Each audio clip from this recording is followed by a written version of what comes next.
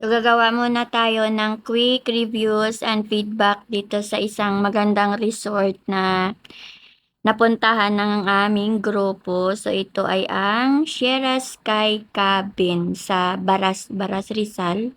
Ayan, bale, parang sa Palo Alto, basta ganyan, i-research nyo na lang guys ang Sierra Sky Cabin. So, ito yung place nila, meron na dyang video key area, ayan.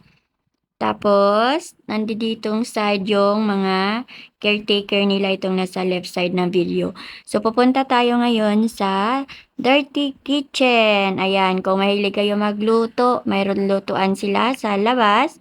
Mayroon din silang lutuan dito sa loob. So, kompleto din yung mga utensils nila. Mayroon silang ref.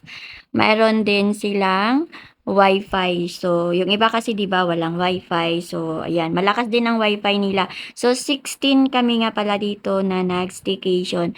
So, mayroon din sila ditong Ninyo. Ayan. So, ito yung kanilang table at syempre nakita nyo na kanina doon is yung kanilang sala. So, pupunta tayo sa ating swimming pool. So, kakarating lang namin nito. O, hindi ko alam kung nakarating, nakabihis na yata kami kaya nakapantulog na. Parang day 2 na pala namin to guys kasi nakapajama na yung mga kasamahan ko. So, itong side, may 3 kwarto dito sa loob ha. So, yung isang kwarto ito, yung una ko nabuksan, lahat po dito is yung mga mommies namin, yung mga medyo senior, alam nyo na. Tapos, mayroon sila ditong hot and cold, tsaka isang CR sa loob. Tapos, may 2 kwarto pa. So, all in all, mayroon silang 3 bedrooms. So, 2 bunk bed.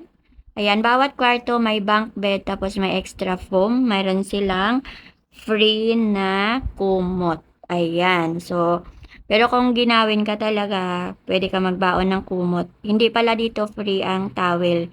Okay?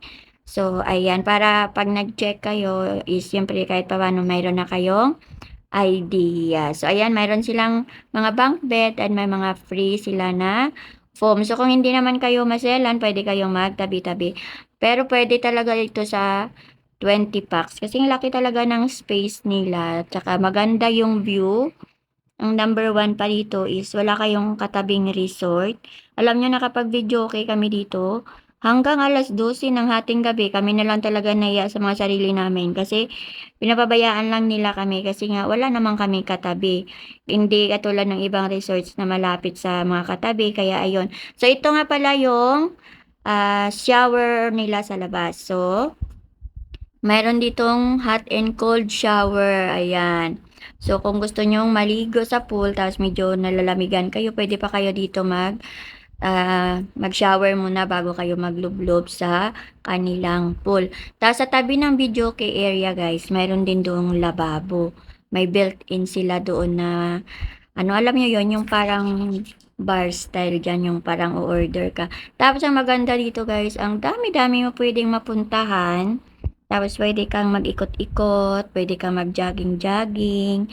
Kung medyo tawag nun mga 2 days or 3 nights yung kukunin nyo. So, ayan yung outside ng resort. So, pwede talaga kayo dito guys mag picture, videos, ayan, tsaka mabait din yung kanilang caretaker.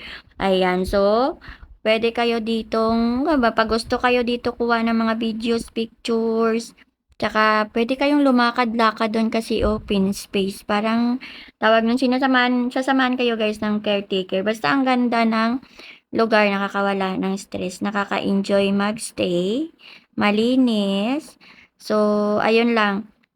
Tapos, syempre, yung iba yung mga tanong, itanong nyo na lang sa page nila, i-research nyo na lang yung Shy, ay, Sierra Sky Cabin. Okay, ayan, Sierra Sky Cabin ang pangalan ng resort na to.